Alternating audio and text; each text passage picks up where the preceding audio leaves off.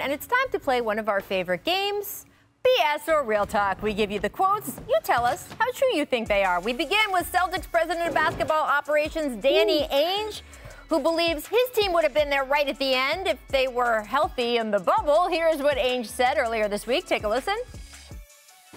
You know, we just need to get that step. You know, we're trying to win a championship, and there's some great competition out there. There's some terrific teams, and we're just trying to get to that point and just get back to where we're truly contending for a championship.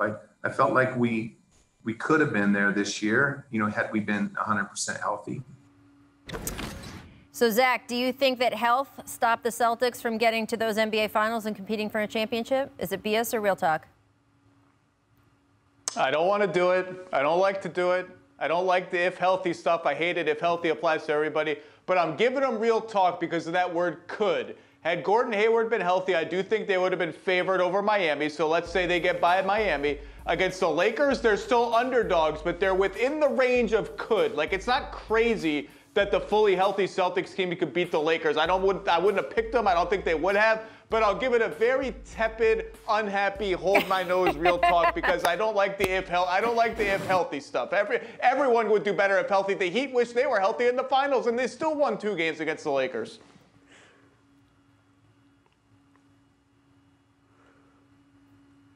I'm going to say BS, Rach. Look, I've heard this before. I think the Celtics said the same thing in 2010 when Kendrick Perkins got hurt in the finals. If there's one team that can say we could have contended, we could have been contender if we were all healthy, how about the Miami Heat, who actually had like really significant injuries in the finals against the Lakers? I don't know that they can necessarily take that leap. They didn't beat the Heat, and then I don't think they would have been favored against the Lakers. I will say Danny couched it with there's great competition. These teams are so good. He wrapped all the stuff. Speaking of winning titles, Steph Curry has 3 of those. Warriors GM and President Bob Myers is so confident the 32-year-old Curry can play for at least another 8 years. He compared Steph to Tom Brady.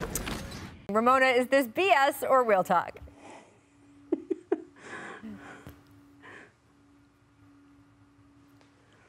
I'm going to say Real Talk. Like, you know, if Steph wants to play till he's 40, that's fine. I don't think he's going to pay him the same amount as he's making on this current deal. But Steph's going to be able to shoot till he's 40. The question is, can he get by anybody at 40? Brady is able to play at, I think he's 42, 43 at this point. So as a 41-year-old, I'm all for saying that we can all still do things deep into our 40s. But Tom Brady doesn't have to turn the corner or drive past anybody. He can just get out of the way. I'm going to be like LeVar Ball. I'm going to speak it into existence. I'm going to say Real Talk. Remember when Dirk Nowitzki was just shuffling down the floor in his last year in his Yes. old man shuffle, and he was still clowning people 15 years younger than him because his jump shot was that good? I want to see Steph Curry do the point guard version of that when he's 40 years old, still clowning people, age 40, shimmying up and down the floor. I'm speaking it into existence. It's Real Talk.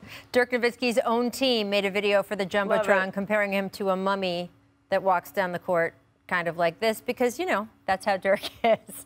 All right, guys, I want to get to Shaq, who has been very critical of Dwight Howard over the years. We know the history. Despite the fact that Dwight just won a title with the Lakers, Shaq has still refused to take back any of his criticism. Here's what he said on his own podcast, The Big Podcast with Shaq. Quote, "You can only hate if you haven't achieved. I've been there and done that. I'm still the Lord Supreme of all big men. I'm the last big man to get an MVP in the league, so I'm still in charge. When another big man gets an MVP, I will resign gracefully." Zach, resigning gracefully or moving on gracefully, a big topic right now. Is this BS or Real Talk? I say this with appropriate fear and respect for Shaquille O'Neal, but it's a little bit BS because Bill Russell and Kareem Abdul-Jabbar are still, what did he call them? Whatever that title was. The reigning supreme lord of all big men? Shaq's right there. That thing. Shaq is that for everybody post-Kareem, but, you know, those two guys are on the Mount Rushmore of basketball. So, and Shaq is right there, too, but he can't be like Lord Supreme Commander or whatever he's calling himself.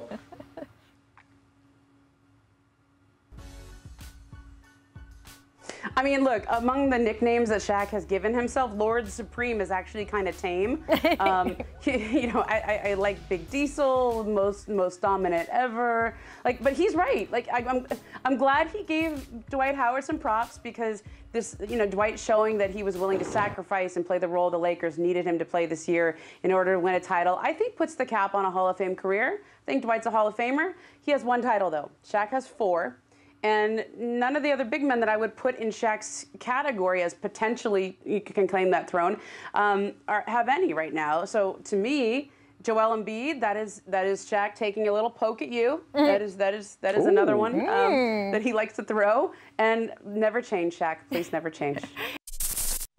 Thanks for watching ESPN on YouTube. For live streaming sports and premium content, subscribe to ESPN+.